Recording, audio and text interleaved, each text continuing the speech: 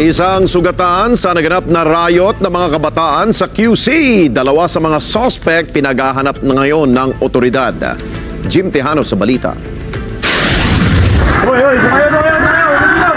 Makikita sa video ang dalawang grupo ng kabataan na tila nagkakagulo.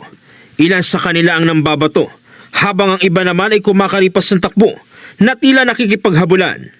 Isang 16 anyos na lalaki ang nakorner at kinuyog, pinaghahampas at pinagsusuntok ng grupo. Matapos ang insidente, mabilis na umiskapo ang grupo ng mga kabataan. Naiwan ang biktima na may tama sa likurang bahagi ng katawan na agad namang tinulungan ng ilang netizen. Ito ay kinasasangkutan ng dalawang grupo ng mga kabataan ranging sa age na 11 years old to 16 years old. All minors. Some are residents of Quezon City and some are residents of Caloocan. Pinatawag namin yung kanilang mga magulang and then ang intervention natin na ginawa, turnover namin sila sa barangay para sa social intervention din. Sa investigasyon ng otoridad, nagsimula ang gulo sa simpleng asaran na posibleng may kaugnayan sa dating alitan na nauwi sa mainitang pagtatalo ng dalawang grupo. Doon yung parang naging meeting place nila.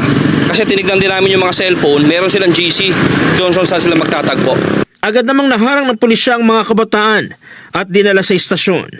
Sa kabuang bilang, 63 ang lalaki habang 4 naman ang babae.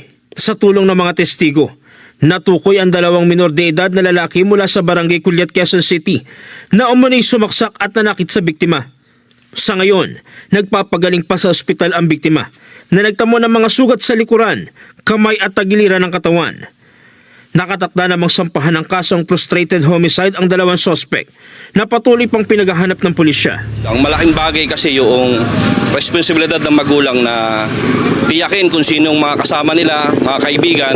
Makakabuti rin na tignan nila yung cellphone, kung saan nagpupunta yung kanilang mga anak, para na sa ganun ay maiwas sa mga ganitong klase ng kaguluhan. Jim Tejano, para sa mata ng Agila, matatag, matatak, matapat.